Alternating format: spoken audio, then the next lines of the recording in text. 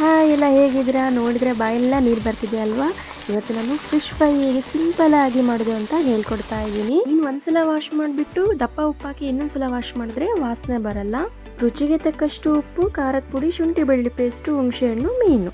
ನಾನೀಗ ಪೇಸ್ಟ್ನ ರೆಡಿ ಮಾಡ್ಕೊತಾ ಇದ್ದೀನಿ. ಸ್ವಲ್ಪ ಖಾರದ ಪುಡಿ, ರುಚಿಗೆ ತಕ್ಕಷ್ಟು ಉಪ್ಪು, ಹುಣಸೆಹಣ್ಣು ಮತ್ತು ಶುಂಠಿ ಬೆಳ್ಳುಳ್ಳಿ ಪೇಸ್ಟ್ ಹಾಕಿ ಸ್ವಲ್ಪ ಮಿಕ್ಸ್ ಮಾಡ್ಕೊಳ್ಳಿ. ಹಾಗೆ ಅರಿಶಿನನೂ ಹಾಕ್ತಾರೆ. ನಾನಿಲ್ಲಿ ಸ್ವಲ್ಪ ಹುಣಸೆಹಣ್ಣಿನ ರಸ ಇತ್ತು, ಸೊ ರಸ ಹಾಕ್ತಾ ಇದ್ದೀನಿ.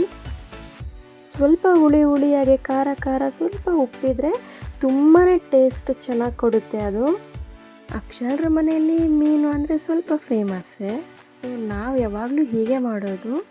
ಮಸಾಲ ನಾವು ಎಷ್ಟು ಚೆನ್ನಾಗಿ ಹಚ್ತೀವೋ ಅಷ್ಟು ಚೆನ್ನಾಗಿ ಟೇಸ್ಟನ್ನು ಕೊಡುತ್ತೆ. ಬ್ಯಾಚುಲರ್ಸ್ಗೆ ಇದು ತುಂಬಾ ಯೂಸ್ಫುಲ್ ಆಗಿರೋ ವಿಡಿಯೋ. ಸೊ ಬ್ಯಾಚುಲರ್ಸ್ ನೀವೆಲ್ಲ ಮಿಸ್ ಮಾಡಲೇಬೇಡಿ, ಈ ರೆಸಿಪಿನ ಖಂಡಿತ ಟ್ರೈ ಮಾಡಿ.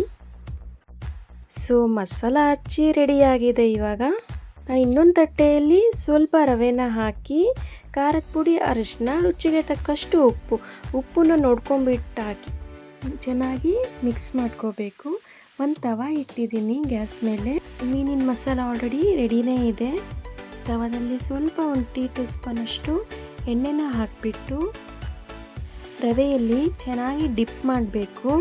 ಡಿಪ್ ಮಾಡಿ ನಾನು ಇವಾಗ ತವ ಮೇಲೆ ಹಾಕ್ತಾ ಇದ್ದೀನಿ.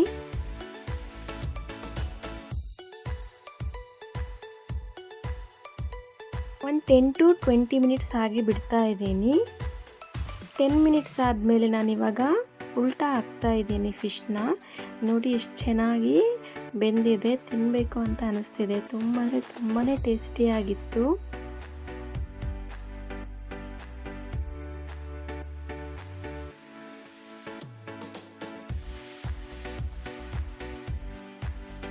ಎರಡೂ ಕಡೆ ಚೆನ್ನಾಗಿ ಫ್ರೈ ಆದಮೇಲೆ ರೆಡಿ ಟು ಈಟ್.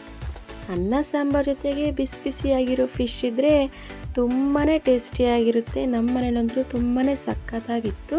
ನಿಮ್ಮ ಮನೇಲೂ ಟ್ರೈ ಮಾಡಿ ಹೇಗಾಗಿದೆ ಅಂತ ಕಮೆಂಟಲ್ಲಿ ಹೇಳಿ.